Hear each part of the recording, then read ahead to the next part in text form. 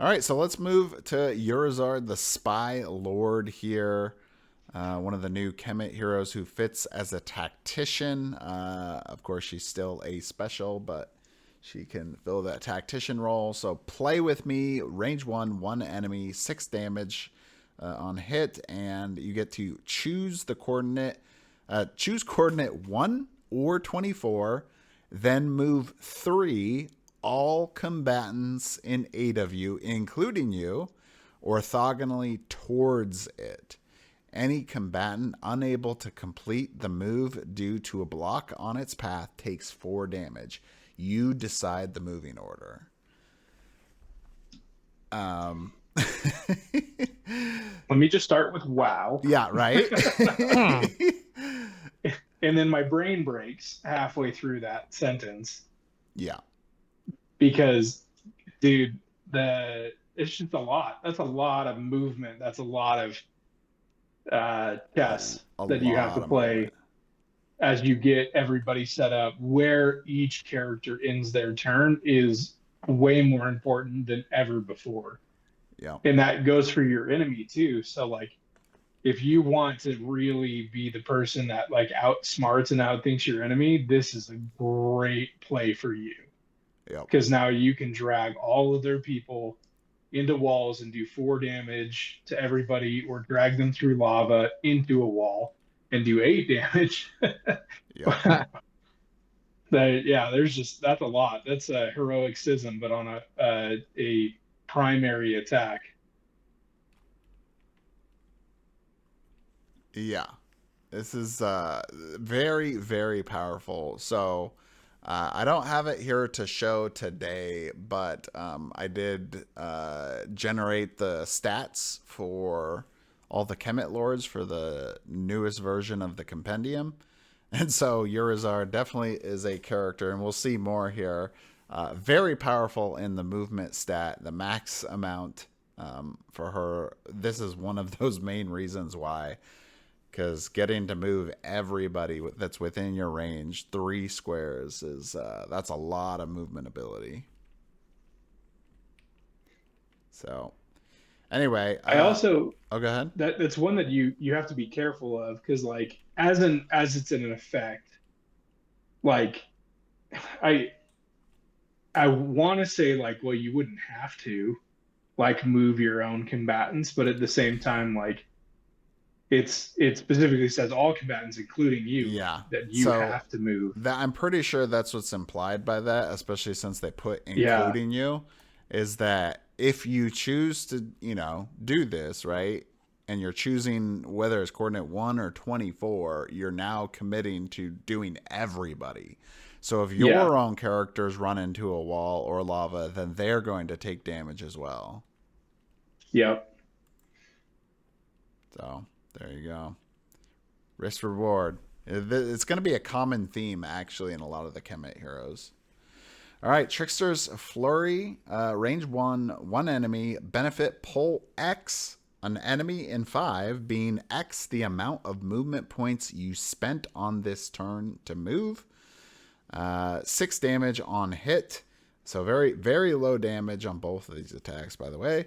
Effect, deal 6 damage minus X damage to all enemies in one of you, including the target. You lose all remaining movement points. So very movement-based ability here. So you can pull somebody a certain distance up, obviously up to that 5 away, but it's based on how much you move.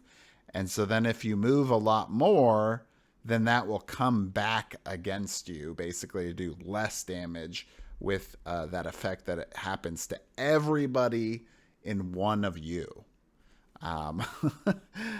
So this one is... Yrizard is definitely a high complexity hero, very high. I think I put her at the top of the scale here. Because just these 2 abilities alone is probably, I'd say if you were a newer player, I would not take Yrizard on like an early team comp for you, because you may just you may be a little confused. You may start making some mistakes that you didn't mean that you were going to do. And I feel like you would be frustrated because you do 6 damage. Yeah. So you're not going to feel powerful like with some of the brutes where like just automatically you're going to be like, dude, I did 20 damage to that guy with one hit, boom, roasted. Like this is, but I think that like brutes, a lot of brutes cap out at like, well, I did 20 damage. That's the maximum I could do. And it's like, well, with this one, I could do, you know, significantly more. Like if I'm able to, have all 4 people next to me not move at all, I do 6 damage to one person, then I do 6 damage to all other enemies around me. Yeah. And now I'm doing 30 damage with a primary attack Yep. in like a best case scenario type situation. Yeah, so it's an interesting trade because really I think to really benefit from this ability is you need another movement based character. Maybe like let's The see. water Like elementalist. yeah, Azrael might be a good one, right? Yeah. Cuz he can move allies. So basically you could put Yrizard in a good location and then she could use this ability where she's maybe surrounded by enemies, and then be able to get off 6 damage to everybody around her. So anyway, I think in the hands of somebody like a true mastermind, like a Johnny B, this is going to be the worst thing that you'll ever face, ever. yeah.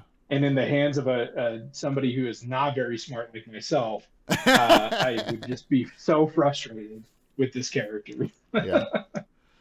Oh, I'm sure Johnny's smiling right now. He can feel it already. All right, so let's get to the special Spectre of Decay. Range 1 enemy, 16 damage on hit. Pull to all enemies in 4 of you. And then you get a permanent apply on you. Whenever an attack hits an enemy in 2 of you, it deals plus 4 damage once per turn. So this one's pretty awesome because it's almost like it's like a bit of a modification on tactics, really. Right, because it's not on your turn, but and then it's at a range of 2, but basically everyone else can get like your tactics. Yeah, and this is just begging you to use Spectre of Decay, pull everybody in, and then Trickster's Flurry to finish them off. Oh, for sure. That's a great ability to use with a tank, I think, too. Oh yeah. Dirty, dude. Absolutely dirty. Pull everybody into your tank. Oh. And it's going to start doing 4 damage per its attacks. Yeah. Get that brute tank going. just very powerful ability there.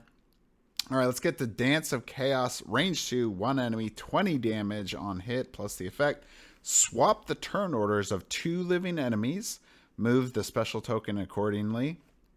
And then place you in a free square, one of any combatant in 6 of you. This is not considered a movement. So this one I think definitely seems more powerful, right, for that PvP than really PvE. Because for one, there's not really a special token for PvE, so I don't know if this would even do anything. That first part would do anything, but it does. Actually, they wrote it in the card here. So Dance of Chaos, transfer a fatigue cube from one villain to another. That's actually the thing I was thinking that they would do if it was. So that's what it is. Yeah, now we're talking about something that would be extremely powerful in PvE. Take that one guy that you don't want to get hit, and you're like, well, he's just fatigued already, and we'll take this goblin stabbing me in the kidney. That'll be fine. Yep. And then you don't even have to worry about taking a movement either. You'll just be placed in a free square, so you won't incite a reaction attack or anything else with that one. So good, definitely good ability. Yeah. Oftentimes when it comes down to like one of your character dies or maybe 2 of your character dies in PvP, you get into this rhythm where you're like, dude, if I could just switch these turn orders it would Mm-hmm. be so much better Yep. for like kind of how I'm trying to like fight this battle, and this would do it.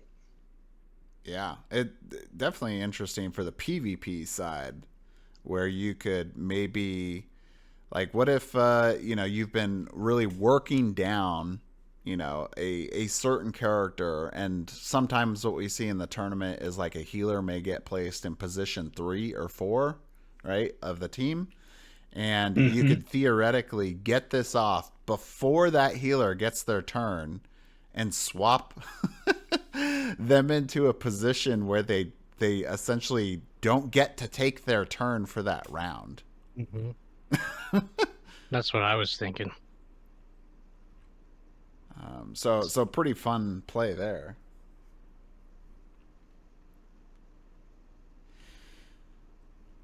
All right, so let's move to our hero card here. An ally in one of you. An ally is in one of the targets, so the standard tactician trigger there, and this is gonna be the pace for everyone. So I really won't spend a lot more time talking about this. But the villain gains 1 bleeding token. So bleeding is basically for each movement point that is spent, you will take 2 damage. So for most characters that need to take that 1 movement or multiple movement, right? Let's say they take 6 movement or something, that's going to be 12 damage on there.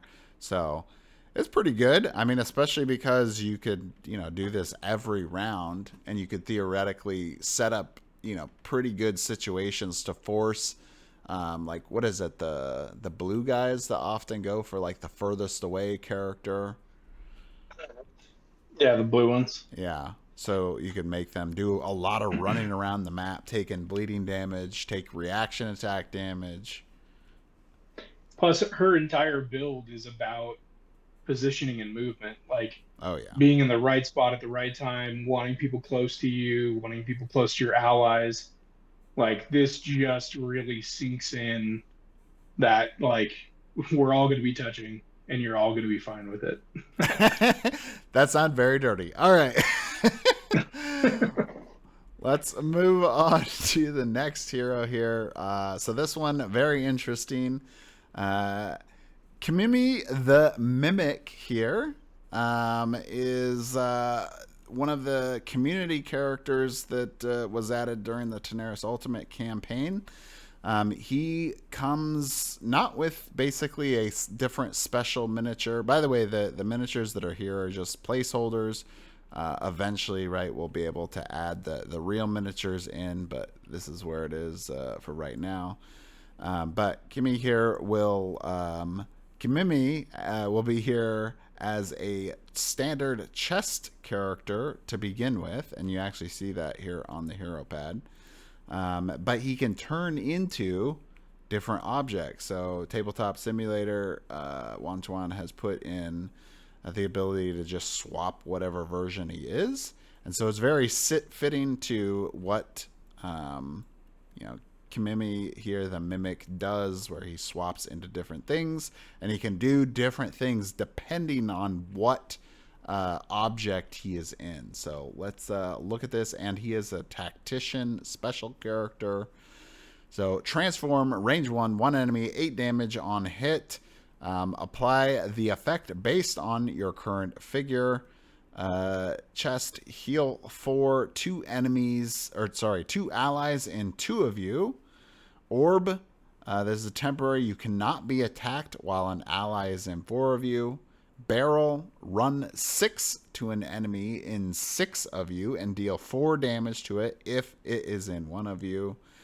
Which I think most of the time that's always going to be the case, because run makes you go, the full distance there. So I'm not really there. There's very rare times where you don't have that happen. And then the second effect is then change your figure to another one. So this is the ability, it fits with the name, right? It allows you to transform into different figures. So if you want to go to orb or barrel or whatever in the future, then you can do that after using this ability. So what do you guys think on this one? That's very interesting, actually. I do like the fact that it switches and you get different effects based on what form you're in. Yep. Especially being a tactician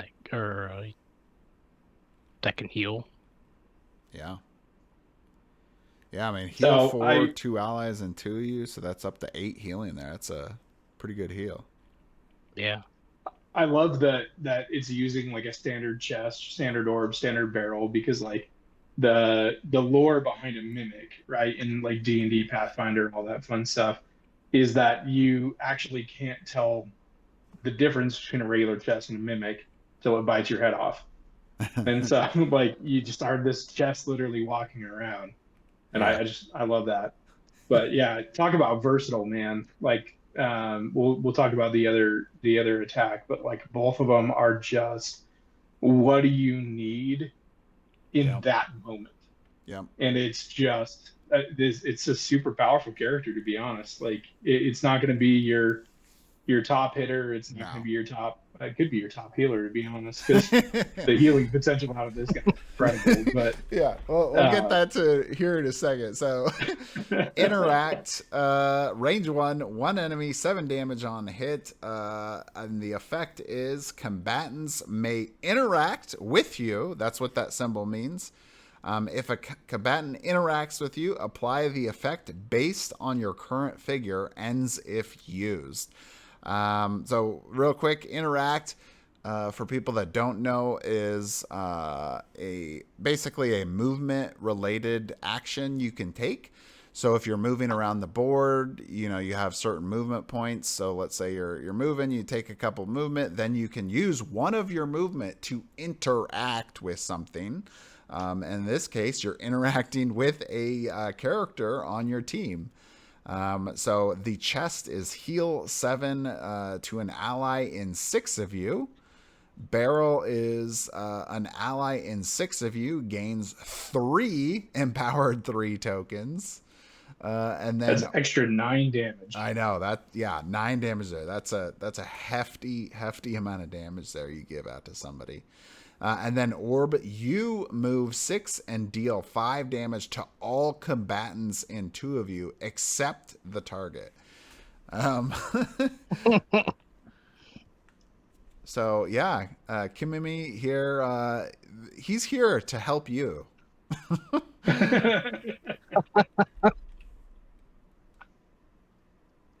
Not only does he want you to be close to everybody and you're all going to be touching, but you're going to be happy about it. Oh, definitely. Because it'll have extra effects. Yeah. And really it's very fitting for him being a tactician because they're very about supporting their team. So it's a great fit for him here. Let's get to the pseudopod adhesive, range 1 enemy, 20 damage on hit there. A permanent, whenever the target moves or is moved, you may move to a square in one of it. Whenever you move or are moved, you may move the target to a square in one of you. So basically, this makes it so that Kimimi is always on his target. Pretty much always. Stay on target. Yeah, stay on target. They just like imagine like you just are in this dungeon walking around, and every time you turn around, there's a chest behind you. And you have no idea how it got there. It's just there. Like, Yeah. That's exactly what this is. Yeah. Just good ability for staying with basically making it that person cannot get away. So I'm kind of curious to see how this could be utilized in team compositions in the future. I mean, in PvE, maybe there's some use to that one, like maybe to like a boss or something like that. But I only think of like the halfling that's riding the wolf that's like oh trying to yeah, get away, yep, Yeah. where it's like it's just so hard to catch up with that dude, but then you just have this like chest that every time he moves, it's just there, he's blocking there. it. just Yeah. there. Yeah, that's true. There is a quest in the game where you got to chase that halfling rider, and it is very difficult. Unless you have bleeding, then it's Then actually yeah, fairly easy. bleeding for the win there.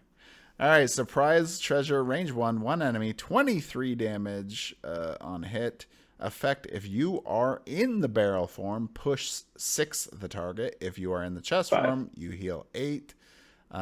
If you are in the orb form, deal 5 damage to all other enemies and 3 of you. So this one here, you gotta basically choose based on your form. Like you're gonna want to be in the form that you want to use this, and then you'd use this ability here. We're gonna have to have Wantuan update the card versus the Oh yeah, character because it card. looks like they modified the push. Yeah. Yeah. Well, yeah, actually, it looked like they modified the heal Push part the heal too. too, yeah. Pushing the heel. Yeah. Yeah. All right. Well, I'll have them give me the whatever the updated version is. Which one's the real one? It's a which is the mimic and which is the real. Yeah. Yeah. So it's okay. I think that you use this for the 23 damage more than anything else. Yeah. Definitely. And really, it's just continuing his versatility of what we've seen already from the other two primaries. What do you need in that moment? Exactly. All right, so Kimimi here starts as a chess figure, cannot become figures that are not available. So that is kind of an important part, because otherwise you only have a certain amount of like, other objects, right? So if you didn't, then you wouldn't be able to use it. So this is kind of a weird one to begin with. Apply the effect of your current figure on the target. See your transform attack.